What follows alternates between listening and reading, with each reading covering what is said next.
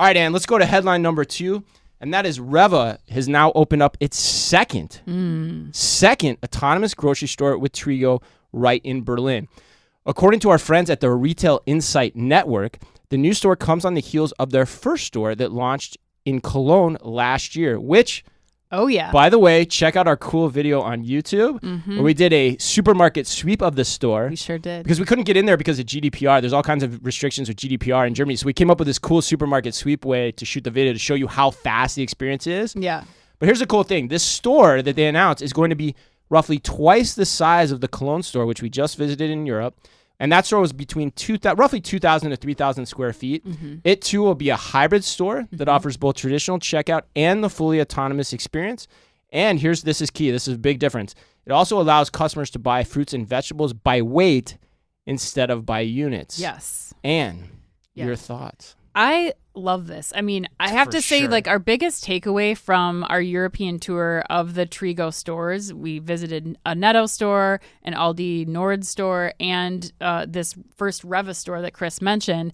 And I think the thing that was most surprising is they feel like real grocery stores. We're not we're not in this world where it's like this tiny box of a convenience store where you can get like one banana or like prepackaged apples. Like it felt like a normal grocery store experience, which I think is the biggest thing that we need to talk about. Trigo, not Amazon, but another major computer vision and AI platform, has figured out how to do grocery. And I think that's really important, especially when you talk about like the weighted scales, the self-dispensing beverages and foods. Like these are big challenges that they've had to overcome in the grocery space. And I think, they've shown that there's other retailers, Rewe, the second largest grocer in Germany, that can be strong contenders when we are seeing what Amazon's bringing to the market in the next few months. 100%. Your point's dead right, too. We went into another Rewe store in Cologne, and it was exactly the same experience. The only difference is it's running on a Just Walk Out technology platform or something akin to it, right? Yeah, I mean, I'm with you. I think this announcement is really big.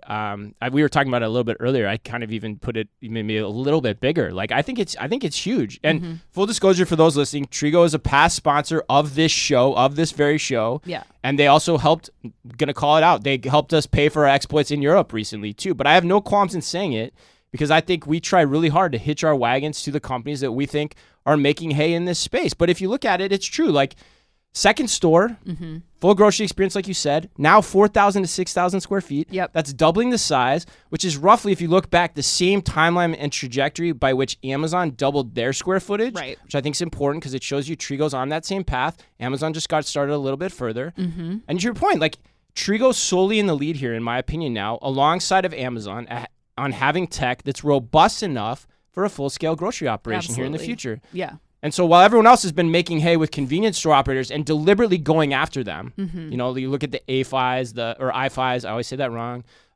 Standards, all those guys, Trigo's showing, like you said, they're a potential long-term option if you want to explore this without Amazon. Yeah, I think the other thing too, Chris, is that, this is a hybrid store. Yep.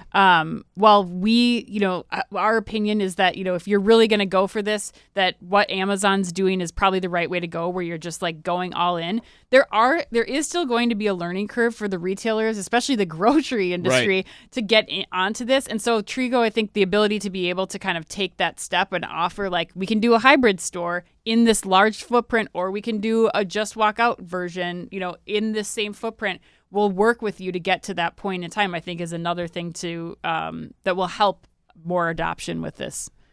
Yeah, absolutely. And it's funny too, like this, Ann, also happens to be our put you on the spot question this week.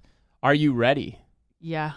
All right. I was like moving on to the next headline. You're bringing it up on me. Well, yeah, I can't let you move on. And I know I saw you ready to go, but I deliberately held this one until the end of our conversation to kind of spur it on you because I feel like I've gotten the last few of them. But all right, here's the question, Ann.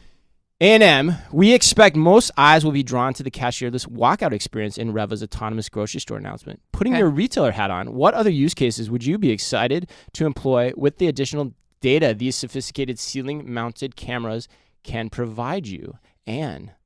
Okay, well, I think that the biggest thing is once you've invested in putting the hardware in your stores, so the cameras, the shelf sensors, like the total package that enables a cashierless checkout experience like we're seeing here, I think that it unlocks the ability down the road once you can get the compute power to be doing so many things like, you know, dwell time in front of displays, customers' interaction with products, which will be very helpful for brands, customer journey mapping, like sending targeted offers to people, like all of these other things that are all like separate technologies right now can eventually be run through the use of this setup, which I think justifies the investment that a lot of retailers are going to have to make for this. So I think, you know, we're just going to continue to see the validity for investing in this kind of tech. 100%. And like, you know, we covered a lot of those use cases at NRF, like when we were doing the innovation lab for Lenovo and NVIDIA. Like we talked to a queue management company. We talked to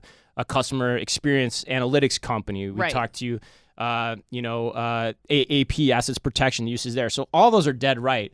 And you know what this calls to mind for me, Ann, is actually we got another review this week on a clip that we put on Amazon Fresh. It was an old clip. Oh, right. But it was on Amazon Fresh, and it came to us from Steve PD1, which I might know who that is. I'm not sure, but he might not like what I have to say. But here's what he said. He said, "I hated my Amazon Fresh experience. It's like a dystopian future, depressing, cold, and colorless. Employees seem unhappy to work there. Prices were higher than local markets. I won't be returning." Ooh. And to that, I know, right? But to that, I would say, one, first of all, love the comment, but I fundamentally disagree with what he's saying there. Because there's a premise that's there that I think is flawed, which is you're basing the technology on the experience. Right. And yes, Amazon's new to grocery. Like, yeah, they probably haven't figured it out. They probably didn't make it as inviting as your traditional local grocery store.